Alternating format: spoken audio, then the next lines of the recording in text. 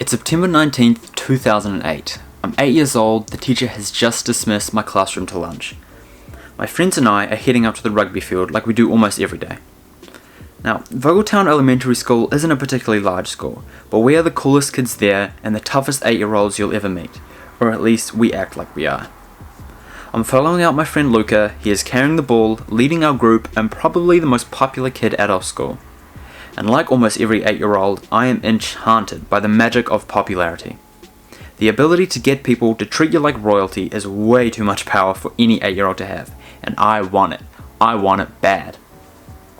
So we get out to the field and begin organising teams. Luca and another boy are captains and are now picking their teams. As the boys around me slowly dissipate, I am faced with the realization that I am chosen last. All of the stereotypes about being chosen last are true. It sucks. Things can't get any worse. However, today is a bit different. Today, it comes to attention that we have an odd amount of people. Luca comes up to me and says that I'm either going to have to sit this one out or find someone to balance the teams. Things got worse. However, instead of moping or begging, I decide that this is my chance to finally impress him. Luckily, I know exactly who to get. His name is Ryan. And although he doesn't fit in with my other friends, Ryan is my best friend. He is quirky, caring, and the type of kid that doesn't really care for popularity. One time when I was at his house, he showed me how in his hallway he had designed a shooting range with empty Coke cans and Nerf guns. But the twist is that the Nerf guns had been tampered with. The spring mechanism stretched so when fired released a much faster bullet than intended by the manufacturer. For an 8-year-old boy, this was pretty impressive. I love the fact that he invited me over to play this with him.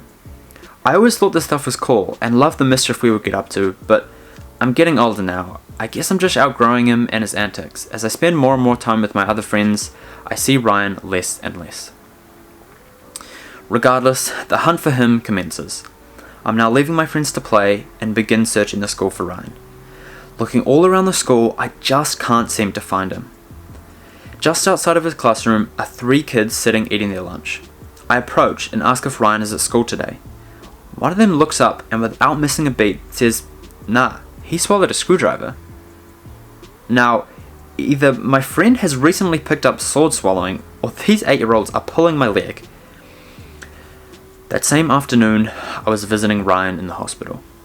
He had swallowed a small 2-inch plastic and metal screwdriver. For an 8-year-old boy, this was pretty impressive. On the way to the hospital, I slouched in my seat, the seatbelt dug into my neck, my eyes faced the dash, but I was looking through it. Walking through the cold white halls, I realized I haven't spent much time in hospitals. It's all very serious. Walking towards his room, I am stopped in my tracks by an 8-year-old boy, attached to his machine, hobbling around, hunched over. He greets me as I enter his ward. It was Ryan. You could see he was hurt.